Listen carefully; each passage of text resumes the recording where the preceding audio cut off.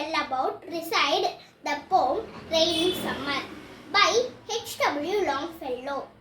How beautiful is the rain after the dust and heat, in the broad and fiery sheet, in the narrow lane.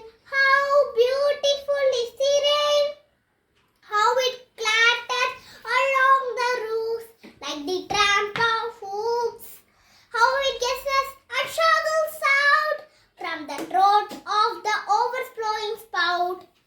Across the window pane, it's pour and pour, and swift and wide with the muddy tide, like a river down